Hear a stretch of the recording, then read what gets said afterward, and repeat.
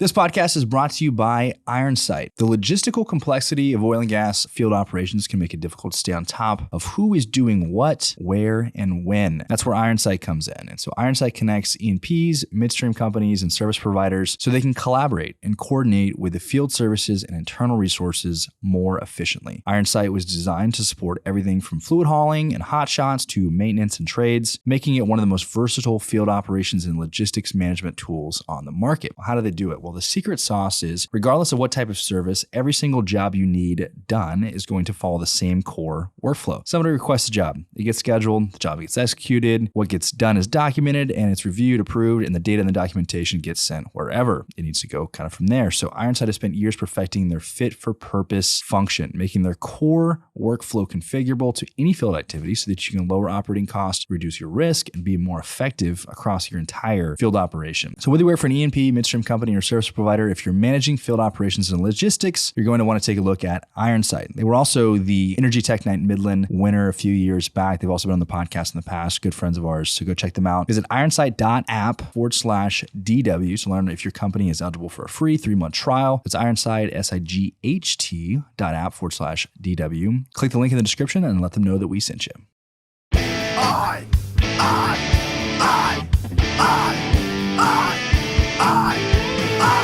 He got fire from Cain. Now we ain't got no shame. So we started a pod. Chuck Yates needs a job.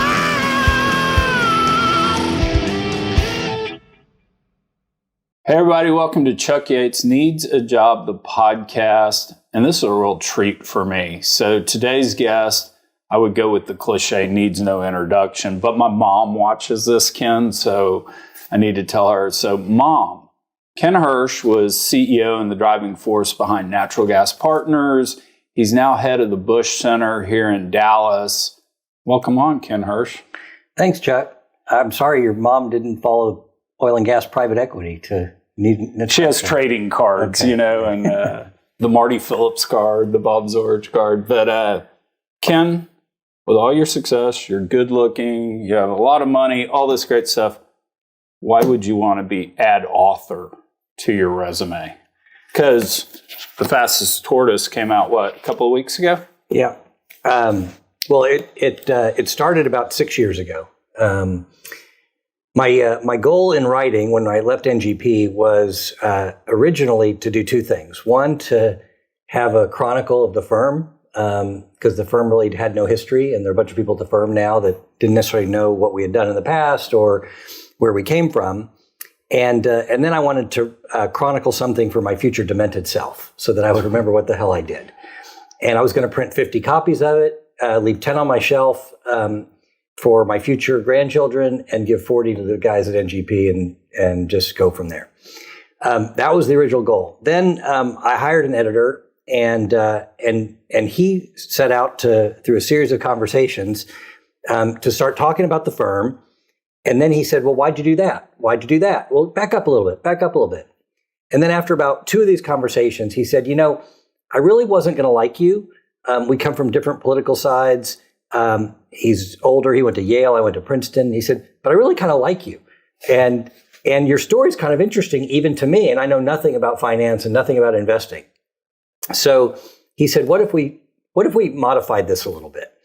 And so then it took on more of a I'll call it an appeal for generalists everywhere. I was a generalist. I had no specific skills.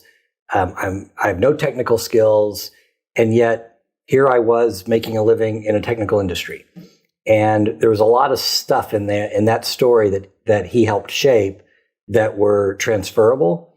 And so I'd say now, not only does the crew at NGP have a chronicle more or less of the highs and the origins and the highs and lows of the firm's derivation, I have something for my future demented self, which I check that box. But also, I think it's kind of an interesting life's lessons book and leadership lessons. And since I've written it, I've had more people tell me that they bought extra copies for their young adult children. And they find those stories in the book to be, I guess, the most interesting, that life doesn't always work out on a straight line, but if you just kind of keep your opportunity set growing, good things will happen. Yeah, and I'm glad you did it. This kind of goes back to us emailing about it. One of the beefs I've had kind of getting kicked out of the club and kind of watching it from the outside is you figure out when you look at the rest of the world outside our energy bubble, everybody else tells stories, tells their narrative, and we in energy just don't do that. We're very, very quiet. We bury our head in the sand a lot. If we do any sort of energy advocacy, we kind of do it poorly. We throw out facts and figures and the like. And so I'm glad you did it, because I think if we want to have a fair discussion about energy here, we have to humanize the people in it. Sure. And I think you did a great job of doing that. Well, I'm glad that came across. When I look back, it was kind of hard without perspective. When you were doing what you were doing and we were growing the firm, this group of people changed the way that capital got allocated to the U.S. oil and gas industry. If you think about the evolution of natural gas partners, now NGP Energy, and the other handful of private equity firms that then morphed into 30 of them, all have started to copy what we had started in a kind of that we learned by trial and error. And that has now become the way that capital gets allocated to domestic oil and gas. Now, go back in time a little bit. The domestic oil and gas industry in the United States changed the world. The unconventional shale revolution was not brought to you by Exxon and Chevron and Amoco and BP. It was brought to you by United States independent oil and gas operators, the entrepreneurship that came from that group of people. And so the story should be told, and we shouldn't bury our heads in the sand, because in many ways, what we did made the United States energy independent, liberated our foreign policy, dramatically lowered our natural gas emissions, or our CO2 emissions, by replacing coal with natural gas, and changed the trajectory of our economy. Coming out of the financial crisis, we would not have had the economic growth we had it not been for the domestic oil and gas industry. So there were so many benefits, and it was brought to you by the independent oil and gas producers, financed by a couple dozen private equity firms, which was, when I look back on it, I feel a little bit of pride in that, we had something to do with history. No, I mean, because if you think about it, there are shales all over the world, right? And there are a lot of technical expertise all over the world, and all these nobody else was able to do it. It was within kind of that crucible of private ownership of minerals, Correct. Private capital, and just good old American entrepreneurship that was able to do it. The ability to look at some rock and suspend all belief that you had about how to make it work. It really was the age of the engineer. It was a lot of trial and error, Right. measure, monitor, and be able to do it. And you're right. And I mean, I'd say to this day, Amazon is not sending all these vans around everywhere if it weren't for the shale revolution that we were able to do that. So real quick in the book, there are a lot of great Ken-isms. We're going to go through a lot of them, I'm sure, today. I got to admit, I'm jealous. I am totally a fanboy of Bono, but you've got a picture in the book of you, President Bush, and Bono. Tell me that story. Well, that story, we had the Bush Center, we created the George W. Bush Medal for Distinguished Leadership. One of the things I wanted to do at the Bush Center is kind of create a series of traditions that bring the world to Dallas and bring Dallas to the world. And we wanted Bono to be the first recipient of the George W. Bush Medal for Distinguished Leadership. And so I got in touch with him. It turns out working around a former president, getting through to most people is about 1 degree of separation. They return your call? They return my calls, or we know somebody whose call they will return. And so I got in touch with him and kind of floated the idea. And he was amenable, primarily because he is on a mission to save the continent of Africa. And he has been a fan and worked with President Bush because of the PEPFAR program, the President's Emergency Plan for AIDS Relief, that was really the signature foreign policy, soft power, foreign aid, humanitarian effort during the Bush administration. In fact, this year we just had the 20th anniversary of PEPFAR, trying to make sure that Congress reauthorizes it, which they need to do. Saved 25 million lives in the continent and basically put the AIDS epidemic behind the continent. I mean, we still need to monitor it, but it's not nearly where it was. That, by way of background, Bono has lived this life of kind of a dual life of both a rock and roll guy, but also a real big humanitarian. So he and President Bush have maintained this dialogue. So I get in touch with him, and it turns out about the time I was getting in touch with him, he had a concert in Houston, I think it was on a Wednesday, and a concert in Dallas on a Friday. And I said, "What are you doing on Thursday?"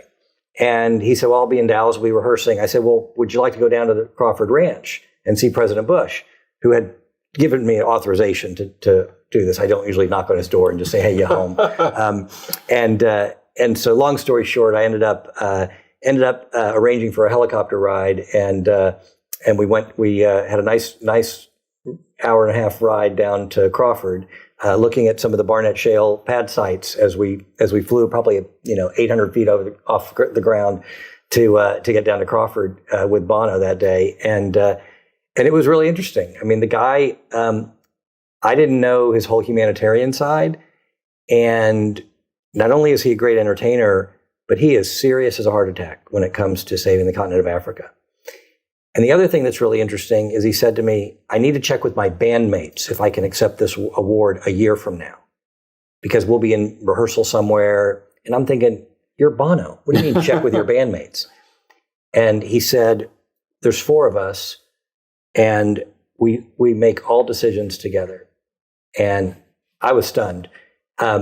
And he said, "Yep." He said, "The 2 things that break up a band are money and sex." And he said that we split everything 25, 25, 25, 25, and we're all married to our first wives. And I was like, wow, that's pretty impressive. That's really cool, because my favorite Bono story is supposedly Jay-Z and Beyonce came to the Bono household to have dinner one night. And the next day, I think it's a reporter from Rolling Stone, but one of the trade magazines is talking to the daughter. And it's like, "How was it last night? You had Jay-Z and Beyonce at the house." And the daughter's like, "Oh my God, it was so embarrassing. Dad just talked about Africa the whole time." And so I'm always like, if Bono can't be cool with his kids, then it's universal. Yeah, there's no hope for any of us on that front. The other thing I heard about him, and it seems to jive with what you're saying, is supposedly Bono was so committed to Africa, he would go in and meet with the lowliest member of the State Department and was always very respectful and always very grateful that they would give Bono the time to make his case for this, and that truly showed a lot of humility to get this done. Yeah, I mean, I don't know that for a fact, but that sounds very consistent with my experience with him. But I got to sell some books, so I could not put that picture in. Oh, absolutely. I'm jealous. If I can Photoshop myself in there somewhere, I'm sure I will. That picture's on the internet. You can probably do that. Well, you know what's funny is if there's a celebrity within about 250 yards of me, I get the photo with them. I mean, I'm just kind of that guy. You look at my Facebook page, it's me and celebrities. I have not been able to stalk Bono yet. So mad respect for you on that front. That's all right. Stick with Photoshop. Yeah, exactly. So in the book, you talked a lot about the culture in terms of building NGP and the like. You talk about demanding, does not have to be demeaning, feed your winners, etc. Talk me through that, because I found that fascinating, because I mean, I've been friends with you, friends with a lot of the guys, so I saw it from the outside as well as I kind of lived it within Kane. Well, some of this stuff was not natural.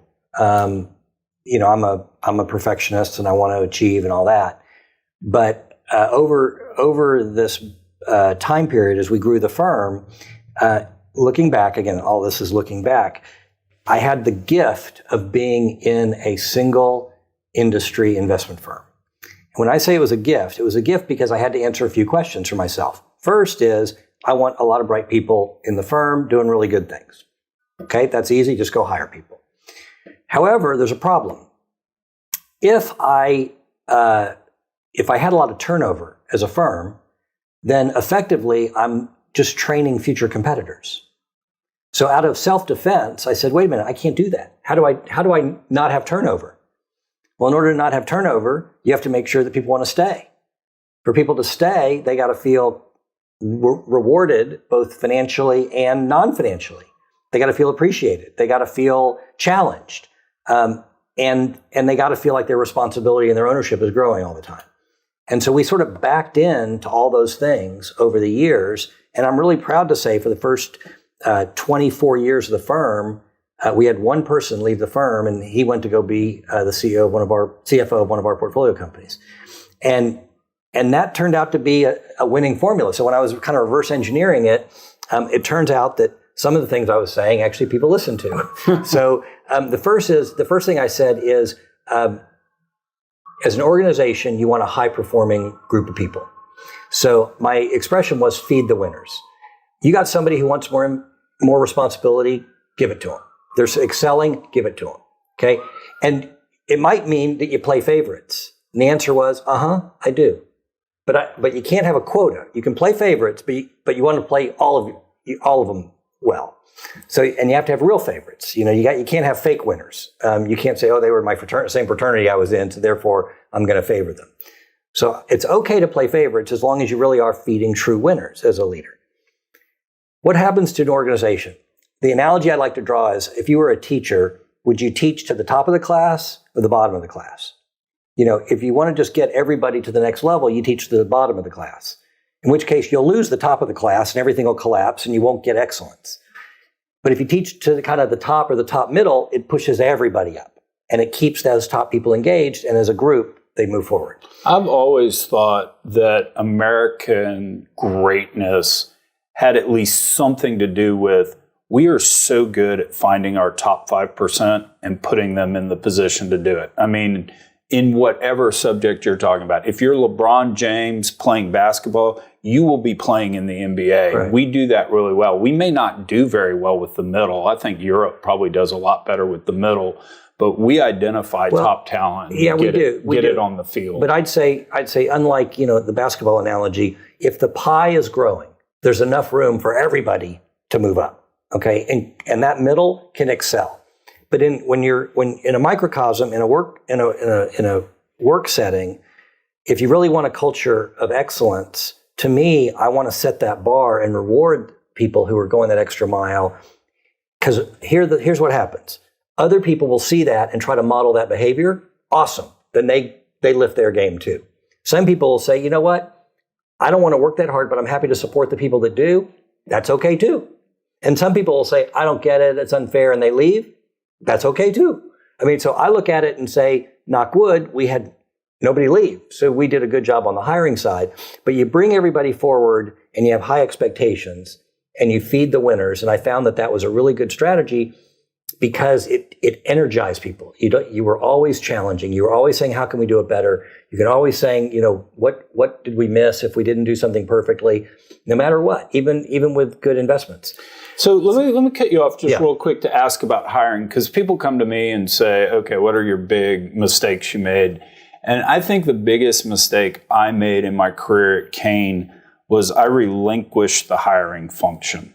Basically, at the end of the day, early on in my career when I was in the position, the team would go figure out this is the right person. I'd spend 5 or 10 minutes with them. They didn't trip over their shoes. And I think in hindsight, it just led to a culture where, I hate to say it this way, but maybe I was just too nice. You're way too nice. Yeah, thank you. I appreciate that. You and maybe my mother will say that. But so how did you do it when you were hiring? We had, I looked at it like a family decision. I mean, I became close friends with my partners and our kids played together. We went through life successes and life tragedies together. So my litmus test was not just would you want to go have a beer with this group, with this person, but would you trust them with your kids? Would you want to have their kids play with your kids? And would you want to hang out with them at dinner? And do you like them? And it doesn't have to mean that they are like you, but is there chemistry there? And it's important. And we didn't make any big hires that I didn't spend time with. So, it doesn't mean that it always was perfect. But the way I looked at culture, culture is an output, not an input. And when you have two new bodies that show up, congratulations, you have a new culture. If you try to jam those two new bodies into the old culture and force it, you're going to make a mistake because somebody's going to get spit out somewhere. If you say, no, we're now a new culture that has to incorporate these two new people, that's exciting to me. How do you make that happen? What are they adding? Good ideas do not know seniority. Good ideas do not know tenure. And having fresh eyes on things often brings, freshness to the organization. So to me, that's the culture, that dynamic culture. But you got to have people who would buy into it. My other expression is the foxhole. And I wanted people who were in the foxhole, which means I have their back, they have my back. And if they're in the foxhole, then you can share, gosh darn, this is troubling me, or I'm having an uncertain moment. What do you think? Right? If they're not in the foxhole, you would never do that with them. They walk out and say, oh my God, the guy running the firm is clueless. He doesn't know what's going on. Right? And so if you create that safe environment where people can express themselves and you can express yourself, it's a lot more fun. I mean, it's really hard to just be in an organization all the time that's not fun. And I was just, one of the greatest gifts was that David Albin and I were matched up by Richard Rainwater early on, and we hit it off. And we were partners for 30 years and never had a stitch of paper between us. We would yell at each other and debate each other. And in the middle of the debate, we'd end up flipping sides and then we'd say, well, you're crazy. And then all of a sudden, no, maybe you're not so crazy. And people listening were like, what are they doing? Oh my God. Was the firm falling apart? And then we'd say, talk to you tomorrow. It was just the way we interacted. And it was awesome. It was awesome. And then other people joined in. And so to me, that laboratory of high performing, thinkers is what made it. And, we had a pretty good success rate. And so why, if it ain't broke, don't fix it. And we were competitors back in the day. So I used to say this snidely, but you're going to take it as a compliment. I used to say that about NGP. They're the Borg from Star Trek. And y'all really were. I mean, and that's a compliment. I mean, because I've been called a lot of things, but not the Borg.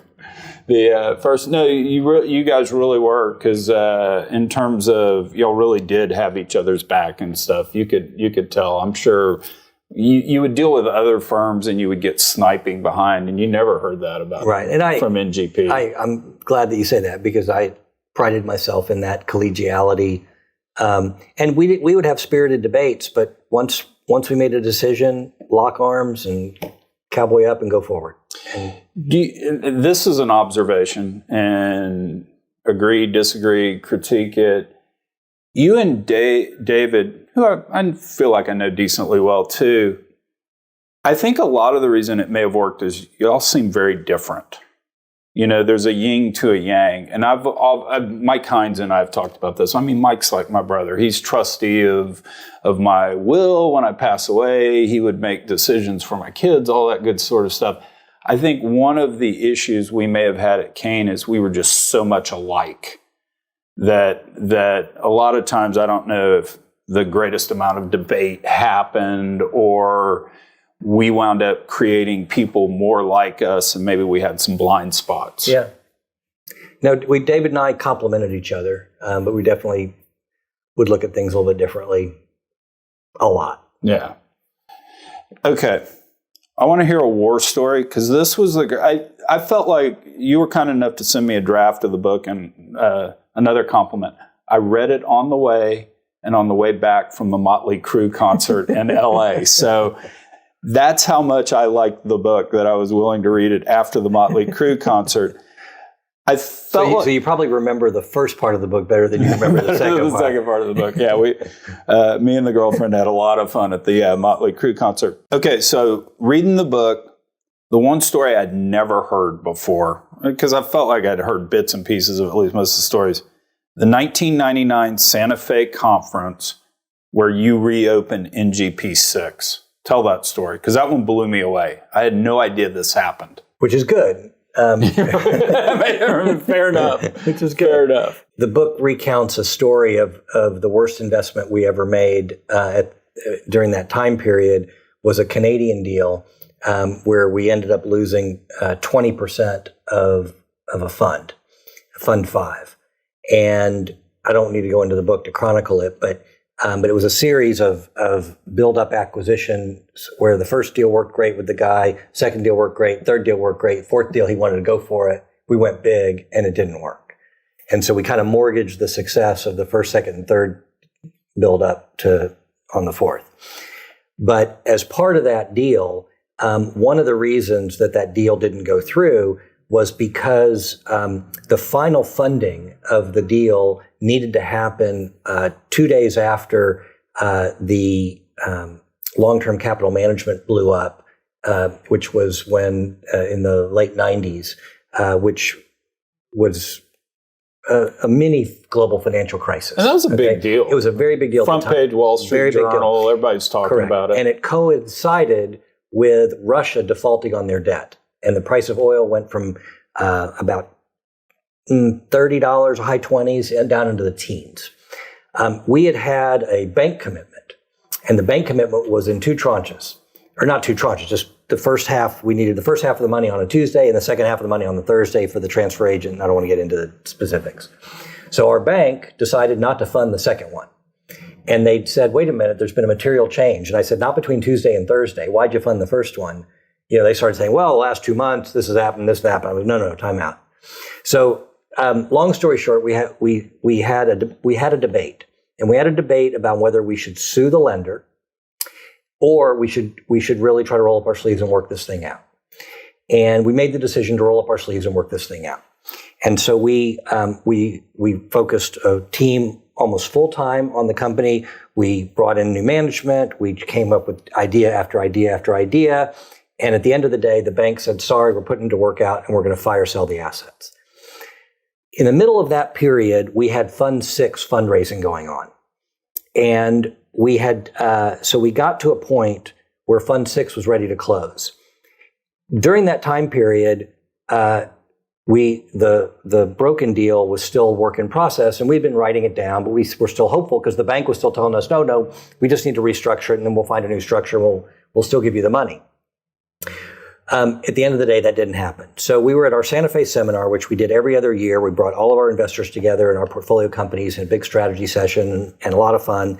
And we basically said, we understand that you may not still like us. And this was at our annual meeting. At the very end of our annual meeting, we laid out the case on this company called Sonoma, what exactly happened. And we said, if you would like to pull your commitment back, we understand. And we said, we're going to have an executive session without us, and all of you folks can talk. And we got up at the end, it was the end of the meeting, we got up and we left. And we just let them talk, which is unheard of in the investment world, to let your investors talk with each other about you when you're not in the room. And let's take it a step further. You don't even want your investors to know who the other investors are. Correct. I mean, that's always a blank page of the exhibit. But to me, it was like, it's their money. It's not my money, it's their money. If they don't want to keep it with me, why am I'm not stealing it. I didn't want to keep it if it was on false pretense. So we ran our business with we were an open book. We never hid our investors. In fact, we got them together because we wanted our investors to talk to each other and to talk to our portfolio companies and let them know how asset allocation works and why they're getting this kind of money. It really helped our business. So in this case, in this summer, we left, and there was a avid discussion, an active discussion among the people. One LP in particular said that they thought we were putting our relationship with the bank ahead of our relationship with the LPs, that we should have sued the bank, and we made the decision not to. If we'd sued the bank, 10 years later, we might still be, or 20 years later, we might still be in litigation with them. It would just go into a pile of all the things they weren't funding at that point in time and all the lawsuits that they had. We might as well just shoot the fund entirely. But instead, we chose to work it out. And in fairness to that LP, just to give the audience some context, there was one bank at Kane that when COVID hit, our companies had $1.2 billion borrowed from across multiple funds. So it's easy to sit there and say, well, hey, I'm only an LP in Fund 5. Why aren't we being aggressive against this bank? Right. You're just doing it because of Fund 6, 7, 4, and 3. Exactly. So it's a fair concern. And that's fine. And I said, look, if y'all want to reopen it, reopen it. One LP stood up in that meeting, and I did have a mole in the meeting. One of our portfolio company CEOs stayed around to just answer questions because he was very close with us. And one LP, and it was corroborated by him, stood up and said, mark my words, Fund 6 will be their best fund. I'm leaving my money in Fund 6. And so and that was just kind of anecdotal. So Fund 6 was a $450 million fund, $80 million withdrew. So it turned into a $370 million fund. Okay, that fund earned over 7 times its money. So I was really excited to talk to the people that the $80 million that went away. But that's unbelievable. And give me the short version of you, David, whoever else was part of that discussion on even hatching that plan. Was there a lot of discussion, or was it just, hey, we ought to do it, it's the right thing, and everybody? It was. It's like, this is not even a consideration. Why would you not do it? I remember like it was yesterday. I mean, at that meeting, we had a presentation. We went through very factually the whole company. We talked about the lessons learned, and we basically said, as a result of that company, we got to be confident that it did not indict our business model, and the same conditions that were pinching Sonoma were creating opportunity for all of our other portfolio companies. So we used less leverage, we were less concentrated, et cetera. And that was some of the lessons learned. But we didn't lose confidence in ourselves. We didn't lose confidence in our business model. Nobody cheated, nobody lied, nobody stole. The guy who was in charge of that deal, later I found out I was one of his references. 3 years later, I get a call from somebody, he said, you're on Rick's reference list for a new job. And I'm like, he lost 20% of our money. Are you kidding me? And I said, but I was on his reference list. Nice guy. I mean, hardworking. I mean, that's the thing. When you're talking to honest people, we're in a volatile business. The wind can go from our back to square in our face really quickly. And it doesn't mean you're a bad person. And so we never lost sight of that. And I treated our investors that way, treated our portfolio companies that way, treated our teammates that way. And at the end of the day, I can look back and say we did it right. And, you know, the big casualty of that deal was that because I got gun shy about putting 20% of the fund in any one deal, in Fund 6, I had capital called 15% of the fund to put into one deal, and I chickened out and said, let's only put 10%. And that deal earned 40 times its money. And that was Energy Transfer. Mm-hmm. So the funny story I have from that was I was sitting there relatively new to Kane Anderson at the time. And Billy Quinn and I have been friends for a long time. And Billy and I were talking, and he says, oh, yeah, we're going to go out and bring in some external capital on Energy Transfer, only we're going to do it as a preferred. Since we stepped up, took the risk, you know, we're going to ask for a 20% conversion premium or whatever it was. And I said, all right, well, can you send me the book or whatever it was? Sure. I read it, walked into Bob Sinat, and I was like, hey, we ought to do this, blah, blah, blah. And Bob said, I will never be junior to Ken Hersh. And so our co-investors made 20 times their money on that deal. Yeah, no, that's exactly right. So but that was a good lesson. For all of us, don't look at what the other guy's making. Are you happy making what you're making? No, that's exactly right. And anyway, that was the casualty of that fund that had the loss in it. Yeah, was that it made me gun shy of going that big on something that I was excited about. Sometimes the most misleading thing is personal experience. Yes. And so, yeah. Anyway, so it worked out okay. What other thing I want to touch on in the book, because I think you did this better than anyone, except maybe me, of course, but you use humor really well. You were always the best at that. And there's I'll get you to tell the story out of the book about Richard Rainwater's funeral, because I find that's an awesome story. And I love the fact that you did that. You know, the great thing about Richard Rainwater is he was always upbeat. He had an electric personality.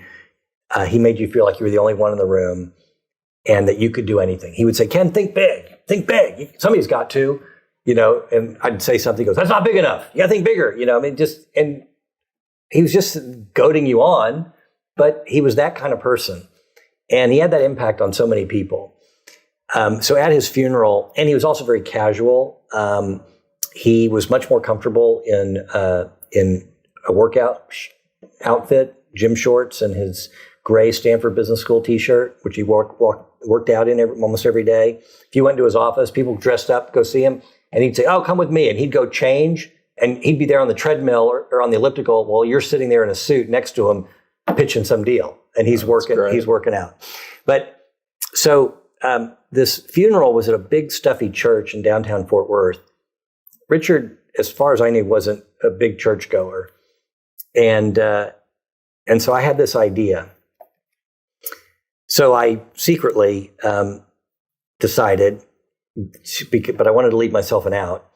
I decided to put black workout shorts and a gray Stanford Business School T-shirt underneath my suit because I was asked to give a eulogy at the funeral. This is in September of 2015. And I said, I said this could be something memorable to really honor Richard, because he wouldn't want a stuffy funeral. So, but I didn't know I was going to do it or not. So at the end of the day, I put on white sock, got up in the morning, put on white tube socks, put black socks on over them, put on black gym shorts instead of my boxers, and put on a gray T-shirt instead of an undershirt, and put a suit on top of that. Go to the funeral, walk down, and I had a pair of sneakers in a brown bag under my arm. And I walked down the center aisle, and they said, "You're going to be up there on the pulpit." And I lean over to John Goff, who's a dear friend, and he was in the Rainwater office in the early 90s. We go back that far. And I said, "Hey, John." He said, "Oh, hey, how you doing?" I said, "Listen, I got a favor to ask." And he didn't know what I was doing. I said, "Look, I may do something that either is going to be really funny or could fall flat as a pancake. I need you to clap, laugh, cheer, something. Okay, just bail me out." He goes, "I got you." So I said, "Okay, good." So I felt like, okay, somebody out there is going to have my back. Get up there. First two eulogizers were very serious, and they played the Ave Maria, and it was all very, very remorseful. And I said, I got to do this because this is not Richard. So I stood up and didn't say anything, and I took off my tie, and then I took off my jacket and threw it on the floor. And I took my cufflinks off, and I undid my belt, started unbuttoning my shirt while I was taking my pants off. And in about 10 seconds, you could hear some rumbling. I didn't get all the way. I had the brown bag, and I said, "Screw that," and I dropped it. And I pulled off my socks, and then I moved away from the lectern, and I stood there with my arms extended in white socks, black trunks, and a gray T-shirt. And everybody erupted and started clapping and laughing. And I said, "This is how Richard would be here." And you could feel the entire congregation exhale. And it was fantastic. And then I went on to talk about how Richard got us to do things we'd never do, like strip down in front of 600 people, in front of an audience, which included senators and everything else, in downtown Fort Worth. So it turned out to be great. Afterwards, I walked by John Goff, and I said to him, he said, "Ken, that was bold." And I said, "Well, I knew, knowing that you had my back, that you were going to laugh or cheer or something, gave me confidence to do it." He goes, "Well, I didn't think I was going to do that." And I was like, "God, he was going to hang me out to dry." Anyway, that was the story. But I've run into people since then, and they said, "I know you. You were the guy that took your clothes off." Because maybe there were 1,000 people there. It was pretty amazing. But to me, it just felt right. Here's a guy that lived large, and he had an impact on people. And it's like, as soon as I did that, everybody in the audience was remembering their Richard story. And it made it that much more electric. Because, one of the things, we were talking about storytelling earlier and how important it is. when you look at the psychological data on how to convince somebody or change someone's mind, the 3 top ways are, number 1, ask questions. That's why the Socratic method's so good. 2 is scare them, which is what environmentalists have done a pretty good job of. But number 3 is make them laugh. And the key to that is make them laugh, not you laugh. And so connecting on that emotional level and what you did there was really good, because you didn't get up and spew facts and figures about Richard. You know, he made this much money or he did this. None of that matters. Yeah. I mean, at the end of the day, none of that matters. I mean, I think when I look back on things, again, one of the things I was fortunate about was I landed in a technical industry with no technical background at all. Okay, so you could show me a log, and I couldn't read it. Okay, you could show me a seismic line, I couldn't read it. So how do you evaluate a deal? Let's put all that crap away. What are you passionate about? When you get up in the morning, what are you excited to do? Why are you excited about that deal? Talk to me. How much of your own money do you want to put in? And what else did you see before you got to that one? You know, and you just listen. And you can, I'm not going to say it's easy, but you spend enough time peeling those layers away, you can tell their conviction in that deal before you even open the book. And I could tell people who are just there to transfer risk from them to me. If that's the case, I'm out, because I can't evaluate the risk. Right? I'm not going to do a third for a quarter deal because I can't evaluate it.